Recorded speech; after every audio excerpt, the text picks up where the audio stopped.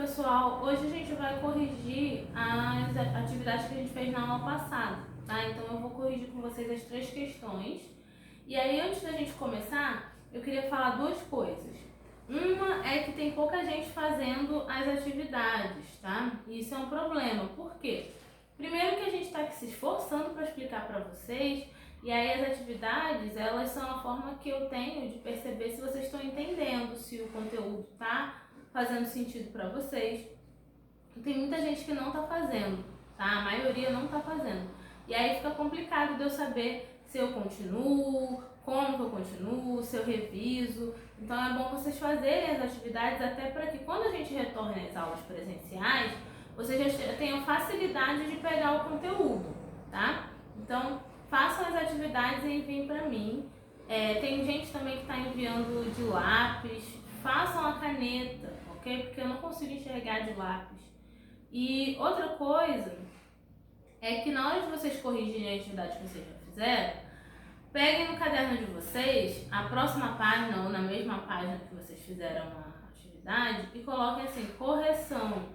Aí vocês copiem as respostas que eu estou dando apenas daquelas questões que vocês erraram, tá? Então, prestem atenção na explicação para ver se a resposta que você deu tem a ver com o que eu estou explicando. Por quê? Porque nunca vai estar exatamente igual ao que eu colocar aqui, mas você consegue perceber se o que você escreveu tem a ver com o que eu estou dizendo, tá? Então, copiem, corrijam apenas aquelas que vocês erraram. Tem gente que faz atividade, às vezes as questões estão certas, mas porque não está exatamente igual ao que eu coloquei, a pessoa vai lá, desfaz e faz exatamente do jeito que eu fiz. Então, primeiro que vocês não vão desfazer porque já está feito de caneta, né? Que foi o que eu pedi.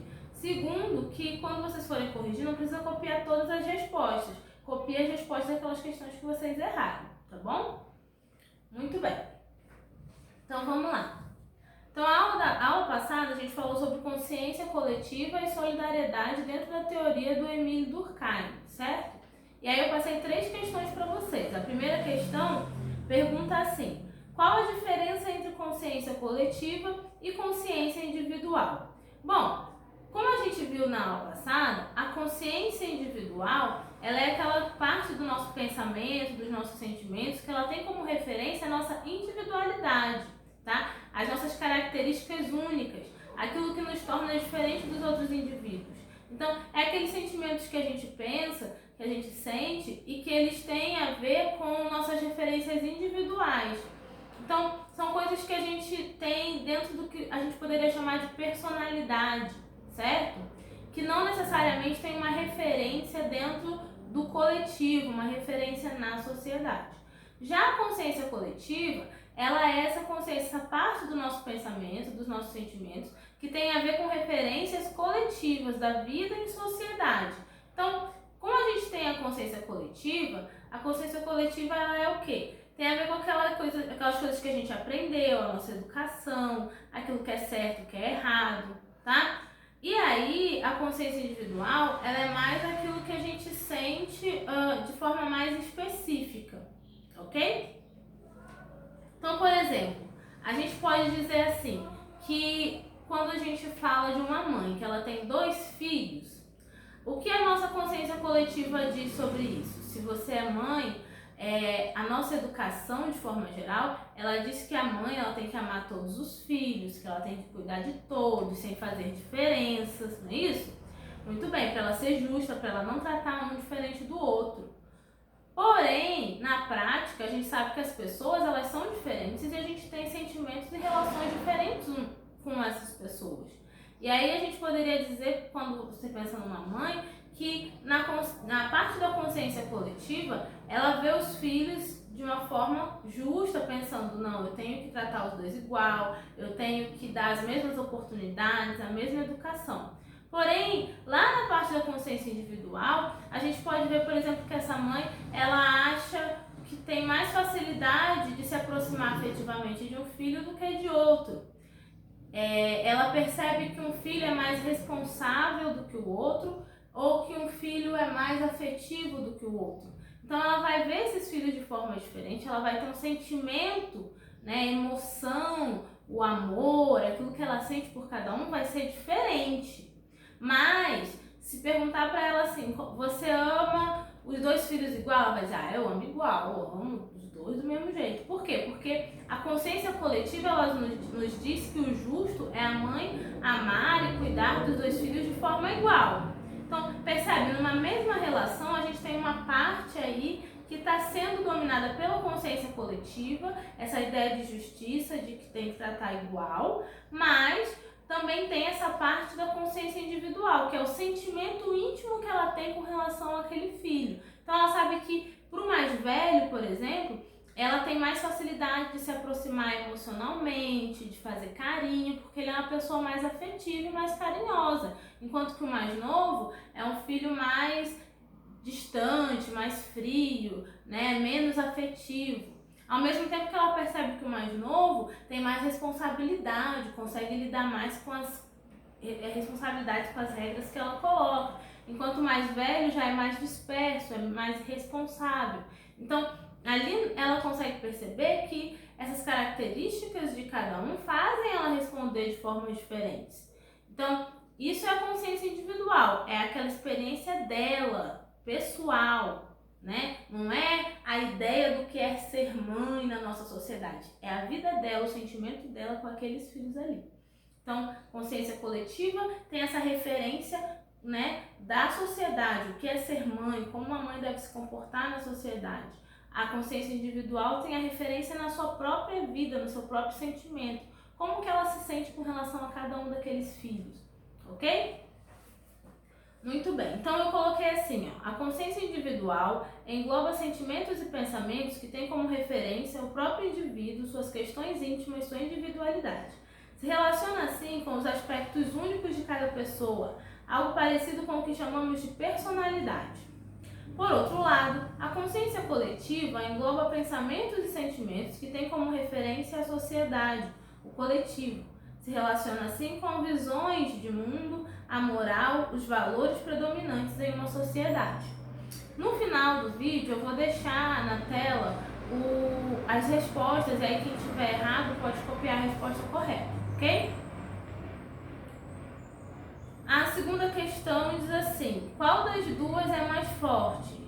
A consciência coletiva ou a consciência individual? Então, na aula passada eu expliquei para vocês que a consciência coletiva é mais forte do que a consciência individual. Por quê? Porque ela consegue se sobrepor à consciência individual, ela consegue influenciar muito mais fortemente a consciência individual. Então, boa parte dos nossos sentimentos individuais, eles são influenciados pelo que a gente aprendeu coletivamente. Por exemplo, se a gente pensar o sonho os sonhos da gente são coisas altamente individuais, né? Tem elementos ali do nosso psicológico, das nossas experiências, da nossa imaginação. Então, acho que tem poucas coisas que são tão pessoais e tão individuais quanto os sonhos. Então, a gente não sonha as mesmas coisas que os outros, de maneira geral, né? E aí, pegando esse exemplo do sonho, eu não sei se vocês já passaram por isso, mas eu já ouvi várias pessoas dizerem que sim, e eu também. Às vezes a gente sonha numa situação e a gente tá lá com as pessoas, né, no sonho, e de repente no meio do sonho a gente percebe que a gente tá sem roupa, que a gente tá pelado. E a gente fica agoniado, fica com vergonha, né, porque a gente percebe que a gente já tá um tempão pelado no sonho, mas a gente só percebe naquela hora. E aí a gente fica morrendo de vergonha. Isso é um sonho comum, assim, eu já sonhei várias vezes com isso, nunca fiz psicanálise para entender o que significa esse negócio. Mas esse sentimento de vergonha da nudez, né, ele é uma coisa que é muito comum. Por quê? Porque na nossa sociedade a gente anda de roupa, né, quando a gente está com outras pessoas. A gente só fica sem roupa quando a gente está sozinho, ou quando a gente está se relacionando sexualmente com alguém, ou se a gente está fazendo algum procedimento médico que exija que a gente tire a roupa. Então, geralmente, as situações que a gente fica sem roupa dentro da nossa sociedade, que são aceitas, são quando a gente está sozinho, se a gente não estiver sozinho, quando a gente está tendo alguma relação sexual, ou quando a gente está fazendo algum procedimento médico que necessita que a gente fique sem roupa. Mas, em geral, a gente não fica sem roupa na frente das outras pessoas.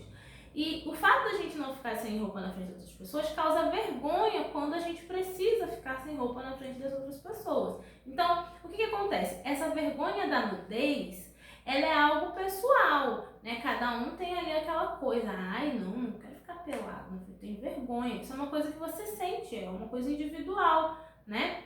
Mas ela tem como referência algo coletivo. Por quê? Porque nós somos educados a sentir essa vergonha. Então, lá no sonho, quando você percebe que está pelado na frente dos outros, você fica morrendo de vergonha. Você acorda meio assim, ai, que sonho estranho, que horror. Porque dá uma agonia. Essa agonia, ela é um sentimento, né? Ela é uma coisa que você sente no seu íntimo, que aparece lá no seu sonho. Mas ela é extremamente influenciada por uma educação que diz que a gente deve ter vergonha de ficar nu na frente dos outros, que a gente tem que se cobrir para estar na frente das outras pessoas. Então, percebam, a gente às vezes está sozinho, sonhando no nosso íntimo, na coisa mais pessoal que a gente tem, que é o nosso sonho, mas a gente tem influência de algo coletivo nesse sonho. Então, a consciência coletiva, ela sempre vai ser mais forte do que a consciência individual, tá? E aí a nossa resposta ficou assim: a consciência coletiva é mais forte porque ela influencia fortemente a consciência individual. Muitas vezes ela serve de referência para o indivíduo desenvolver sua consciência individual, certo? Então, muitas coisas que a gente tem como pessoal, por exemplo, o nosso gosto, aquilo que a gente gosta é algo pessoal, certo? Mas muitas vezes o nosso gosto, ele tem uma referência na coletividade. Por quê? Porque a gente às vezes aprendeu a gostar daquelas coisas, porque a gente foi ensinado, porque a gente foi vendo na nossa sociedade essas coisas sendo valorizadas. Então, por mais que o gosto ele seja individual, ele tem uma referência coletiva. Então, percebe aí a consciência coletiva influenciando a consciência individual. Por isso, a consciência individual, ela nunca vai ser mais forte do que a consciência coletiva dentro da teoria do Durkheim, tá? E aí a gente tem a última pergunta, que é: o que significa dizer que a solidariedade é um fator de coesão social? E aí, gente, a coesão, como eu expliquei na aula passada, tem a ver com isso que faz as pessoas estarem juntas na sociedade, né? Estarem ligadas umas às outras, vivendo em sociedade, mesmo que elas não tenham, que elas sejam pessoas muito diferentes umas das outras, mesmo que elas não tenham afinidade umas com as outras, elas vivem interligadas, elas vivem relacionadas e formando uma sociedade. Então, como ficou a nossa resposta? Significa que a solidariedade é responsável por manter os indivíduos unidos, vinculados uns aos outros, vivendo em sociedade, certo? Então, é a solidariedade, dentro da teoria do Durkheim, que vai ser responsável pela união. E essa união não é que todo mundo vive em paz, todo mundo vive em harmonia, mas que as pessoas, elas não vivem separadas totalmente umas das outras, elas se mantêm vivendo em relação umas com as outras, formando a sociedade. E o que faz com que elas vivam assim é a solidariedade. E aí nas próximas aulas a gente vai ver que o Durkheim, ele vai falar um pouco mais sobre essa solidariedade, como que ela acontece, por que que ela acontece, quais são os tipos de solidariedade que fazem as pessoas viverem unidas dentro da vida em sociedade, ok? Então é isso, gente. A aula de hoje foi bem rapidinho, é só para corrigir o exercício da aula passada. Eu tô chateada assim, porque vocês não estão fazendo, tem poucas pessoas que estão fazendo, tá? Fiquem certos de que quem está fazendo vai ter um retorno legal, não só pelo fato de estar acompanhando o conteúdo, a gente vai fazer, eu estou fazendo o controle de quem me enviou as atividades. Então, eu queria que quem não está fazendo, faça e a fazer, tá? Mesmo que você faça e responda errado, o que conta é que você está se esforçando para fazer a atividade, tá? E aí eu consigo perceber se vocês estão indo bem ou se vocês estão indo mal, ok? Então é isso, pessoal. Até a próxima aula.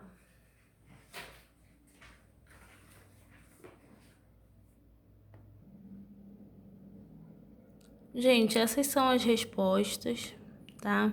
Eu vou tentar colocar num PDF para vocês junto com a postagem da aula. Mas se por acaso não colocar, é só vocês darem pause no vídeo e aí vocês copiam. as respostas que vocês erraram. Percebam que eu pulei da número 1 para número 3. Eu numerei errado as perguntas, tá?